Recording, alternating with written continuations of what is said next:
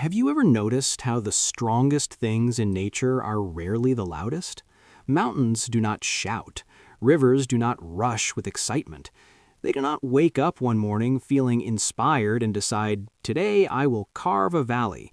They simply keep going, slowly, quietly, relentlessly. And so I want to ask you something, gently, honestly, as if we are sitting together in a quiet place.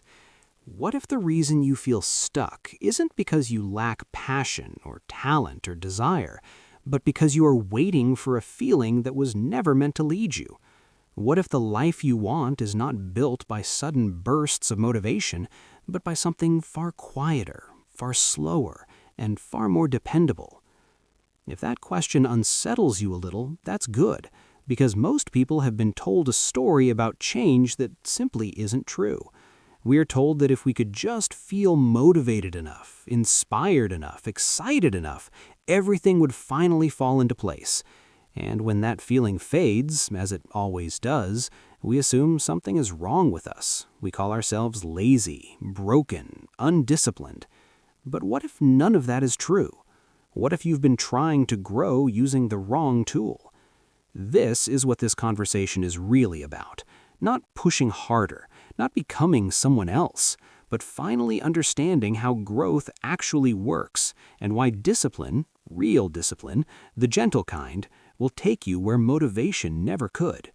Especially on the days when you feel empty, especially on the days when you feel tired, especially on the days when you feel like nothing inside you wants to move forward.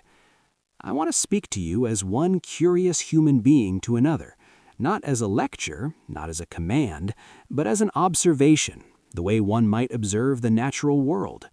Because nature has been solving this problem for a very long time, and it does so without guilt, without shame, and without waiting to feel inspired.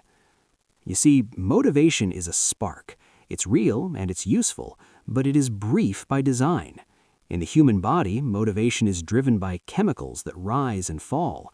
They are meant to get you started, not to carry you forever. Nature never trusted survival to excitement. If it did, forests would vanish, rivers would stop, and life would collapse the moment conditions became difficult. Instead, nature relies on rhythm, on patterns, on repetition so subtle it is almost invisible, and that is where discipline lives. Let me tell you a story, not about a person, but about a process. There is a river that begins as a small, unremarkable trickle. You could step over it without noticing. On some days, it is barely there at all. No one would call it powerful. No one would feel inspired by it.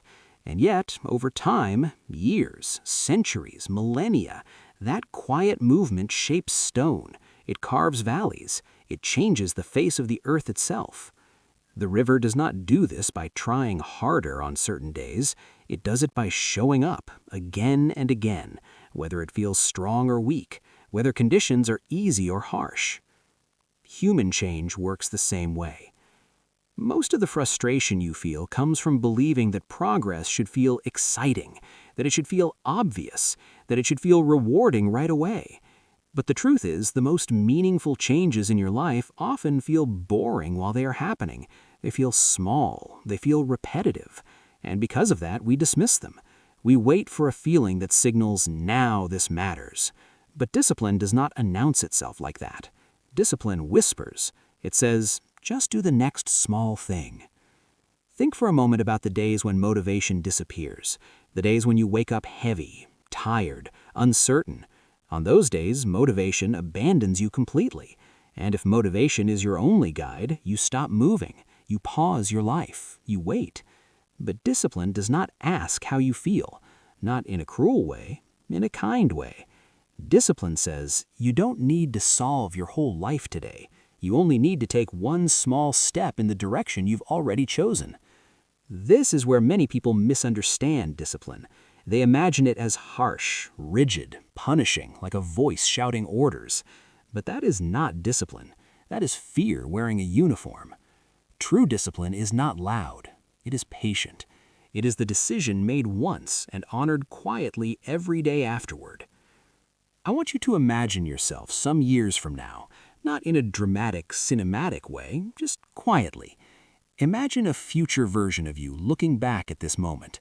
That future version is not judging you, they're simply observing. They see two paths. On one path, you waited for motivation. You waited to feel ready. You waited for confidence, clarity, and excitement to arrive before you acted. And on the other path, you did small things even when you didn't feel like it. Not perfectly, not every day, but often enough. The difference between those two futures is not intelligence or talent or luck, it is continuity. One future kept going, the other kept waiting. And here's something gentle but important to understand. Waiting feels responsible. It feels thoughtful. It feels like you are being patient. But waiting for motivation is often just a quiet way of avoiding discomfort, because discipline asks you to act without emotional permission, and that can feel frightening at first. So let's name a truth that often surprises people. Motivation is like the weather. It changes without asking you. Discipline is like the climate. It shapes your life slowly, whether you notice it or not. If you build your life around motivation, your progress will be unpredictable.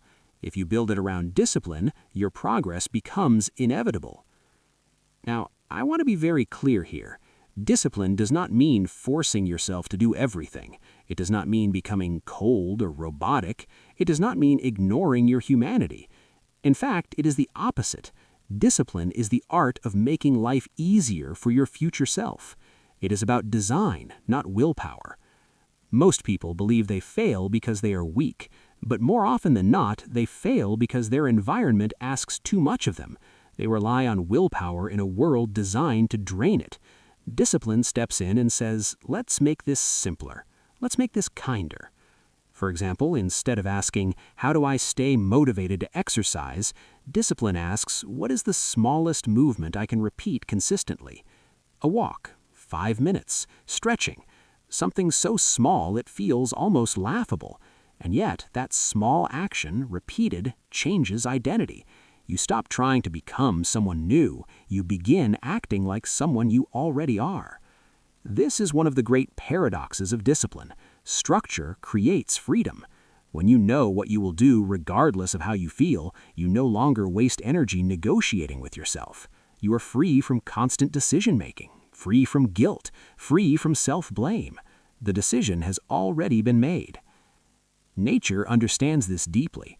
A migrating bird does not wake up each morning wondering if it feels inspired to fly. It follows a pattern, and that pattern carries it across continents. Now, you might be thinking, but what if I fail? What if I miss a day? And this is where compassion becomes essential. Discipline is not about perfection. Missed days are not failure. They are information. They tell you what was too big, too rigid, or too demanding. Discipline listens and adjusts. It does not punish. So let me offer you something practical, something you can carry with you. Choose one thing that matters to you, just one, and then shrink it until it feels almost too easy. That is your starting point. Do it at the same time, in the same place, as often as you reasonably can. Not because you feel inspired, but because this is who you are becoming. And each day ask yourself a simple question. What is the kindest disciplined thing I can do today? Not the hardest, not the most impressive, the kindest. Over time, something remarkable happens. You stop relying on motivation altogether. You no longer need to feel ready. You no longer wait for the perfect mood. You trust the process. And in that trust, frustration begins to dissolve. So if you arrived here believing you were broken because motivation keeps failing you, I want you to hear this clearly. You are not lazy. You are not weak. You are simply taught to wait for a feeling instead of trusting a rhythm. Discipline will take you where motivation can't. Not quickly, not loudly, but surely. And if this way of seeing brought you a sense of calm or clarity or relief, you may want to stay. You are welcome here. You can share your thoughts below. I read them with care. And if you wish to continue exploring how quiet systems shape meaningful lives, you might consider subscribing. We will keep observing, and we will keep going, gently, together.